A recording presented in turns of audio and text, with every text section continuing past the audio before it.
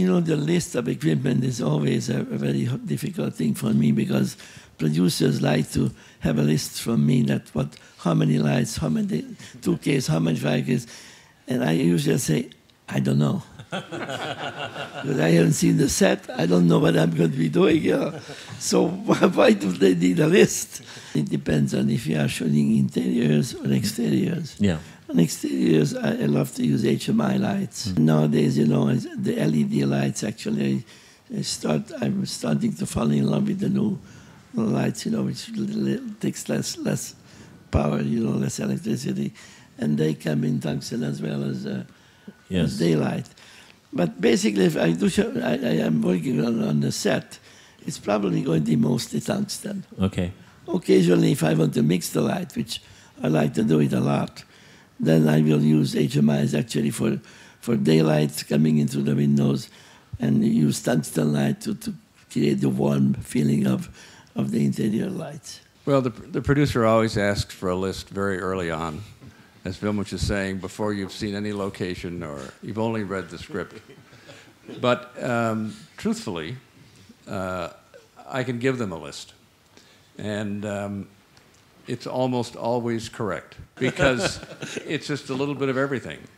And, you know, and I explain that this is subject to change, but here's something you can get a bid on, because that's all they want to know is how much is this going to cost. Yeah. And then there are some minor changes after we scout and talk about it, but not that many. Because you take some big HMIs and some big tungsten units and some small ones, and, you know, and that's it.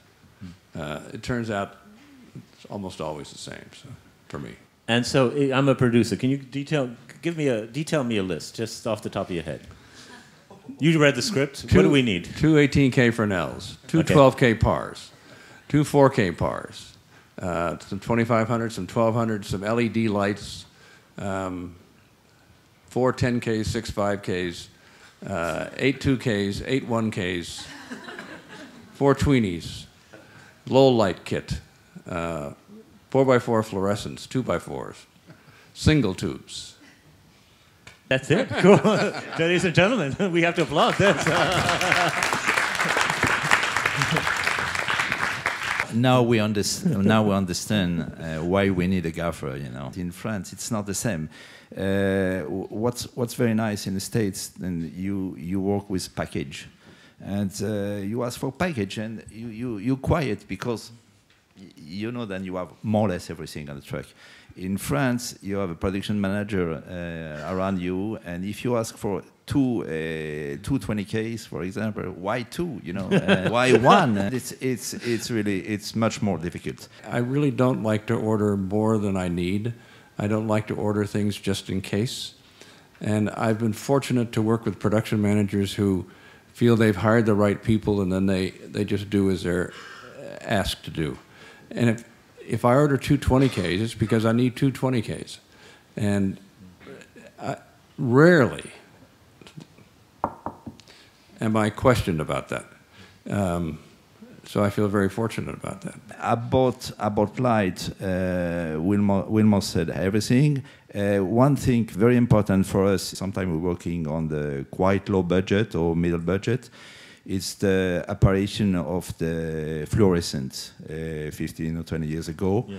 And in France... Often Kinoflows. Yeah. Kinoflows, yes. And Patrick Blossier bring that in France. So he was a kind of a pioneer that for us was a revolution. Moving on from the sort of traditional sort of film lights that we'd order in a package, I think, and this comes with fluorescent as well, it's choosing lighting that suits the practical environment. So very much now, you know, with working with HD, we're looking at the practical lighting. In case people don't know what practicals are. Sure. Okay, so practical lighting is any light that you use or that's in the shot that isn't necessarily a traditional film light or a light on a stand. So for instance, in this room, all our fluorescents here, these are the practical lights. So that would be something to consider if we were shooting in here. If you're on a street, it would be all the street lights or the shop lighting, anything there. And you need to consider all of these things. It's back to the fluorescents. You know, we might be balancing fluorescents to shop lighting out on a night exterior. So you have to be, when you're selecting your package, you need to be mindful of the environment that you're going to be working in. I guess that is a trend that I'm seeing a lot as a journalist. Is people basically going to the hardware store and buying a bunch of lights for their night exterior.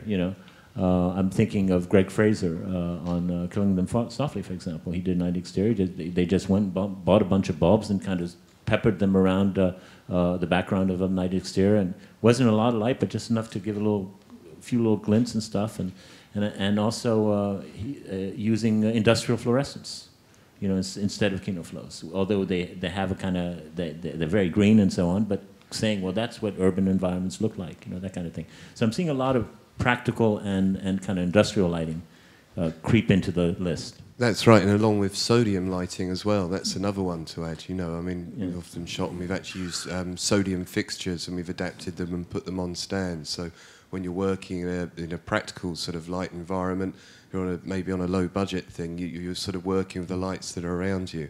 But yes, always you have to be mindful of the colour of these things, and that's a choice of whether you think it's a good look or not a good look, I guess. Yeah.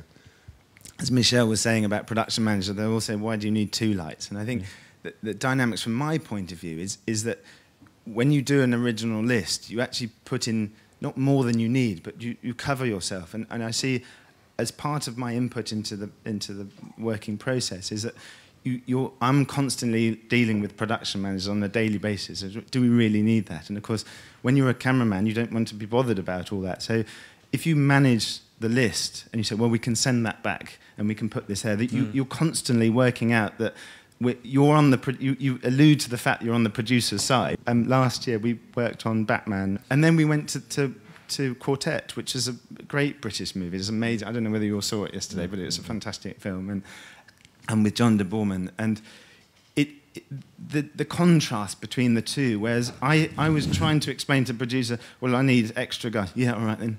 And then I went to the next film, and it's like, I need another guy. It's like, what, you've had 2 already this month? And you balance it up. So what we do originally, and our list that goes in is not more than we need, but you look holistically at the whole film, and then you sort of give back. And that takes the pressure off further up the line.